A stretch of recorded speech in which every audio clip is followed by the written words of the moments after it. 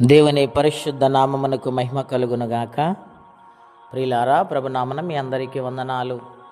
YouTube ద్వారా ఎంతమంది అయితే వాక్యం వింటున్నారు వారందరి గురించి కూడా ప్రతినిత్యం మేము ప్రార్థన చేస్తూ ఉన్నాము. దేవుని వాక్యమును ధ్యానందాము. 103వ కీర్తన 10వ వచనం. మన పాపములను బట్టి మనకు ప్రతీకారము చేయలేదు, మన దోషములను బట్టి మనకు ప్రతిఫలం ఇయ్యలేదు. భూమి కంటే ఆకాశం ఎంత ఉన్నతముగా ఉన్నదో ఆయన యందు భయభక్తులు గలవారి ఎడల ఆయన కృప అంత అధికముగానున్నది. ప్రియ స్నేహితులారా, పరిశుద్ధాత్మ దేవుడి దినాన్న మనందరితో మాట్లాడుచున్నారు. భక్తుడైన దావీదు తన ప్రాణమును ఉద్దేశించి దేవుని స్తుతిస్తూ దేవుని ఘనపరుస్తూ ఈ మాటలు వ్రాస్తూ ఉన్నాడు. మన పాపములను బట్టి మనం చూస్తే ఆయన ఎదుట మనము నిలవలేం. ప్రతీకారము చేసే దేవుడయుండి కూడా మనల్ని క్షమిస్తూ ఉన్నాడు. ఆయన మన దోషాలను క్షమిస్తూ ఉన్నాడు. ఎంత ప్రేమ ఆయనది.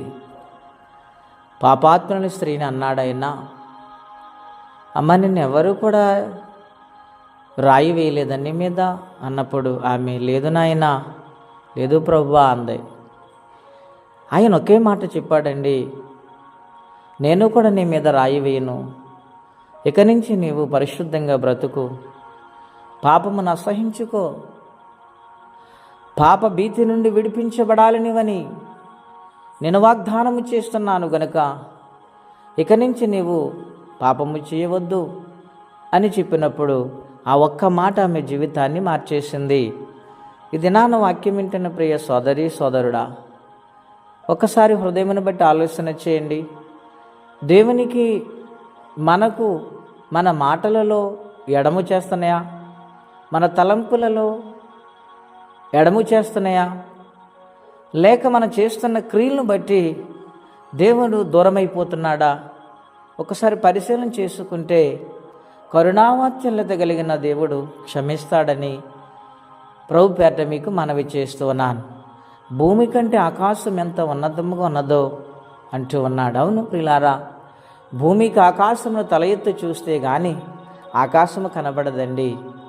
భూమి నుండి ఆకాశమును చూడాలంటే నిత్యముగా మనము తల ఎత్తి దూరముగా చూసినప్పుడు ఎక్కడో ఉన్నట్టు మనకు ఆకాశం కనపడుద్ది కదండి. అలాగే దేవుని యొక్క ఆశీర్వాదము, ఆయన కృప, ఆయన యొక్క జాలి అంత ఉన్నతముగా ఉన్నదని భక్తుడు మాట్లాడుచున్నారు. గనుక అంత ఉన్నతమైన ప్రేమతో మనల్ని ప్రేమించిన దేవునికి దూరం అవుదామా? ఆలోచించండి. ఇది నాన్న దేవుడు ప్రేమతో పిలుస్తున్నాడు.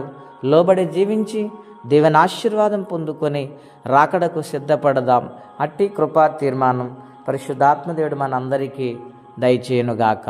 ప్రార్థనండి. పరిశుద్ధుడైన మా తండ్రి, ఘనమైన మీ నామం కొరకే వందనాలు. నాయన, కోపించుచునే వాత్సల్యత చూపించే దేవుడవై ఉండి మా పాపములను బట్టి మాకు ప్రతీకారము చేయకుండా, మా దోషములను బట్టి మాకు ప్రతిఫలం ఇవ్వకుండా నీ ఉన్నతమైన కృపను మాకు ఇస్తున్నందుకు మీ రుణాన్ని ఎలా తీర్చము మీ సన్నిధానములు బ్రతిమాలుకుంటున్నాం.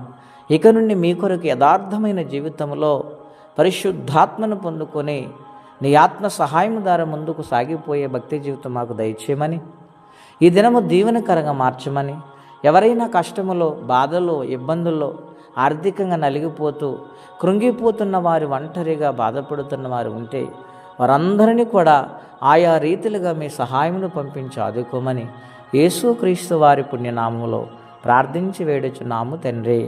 ఆమెన్. దేవుడు దీవించును గాక. ఆమెన్.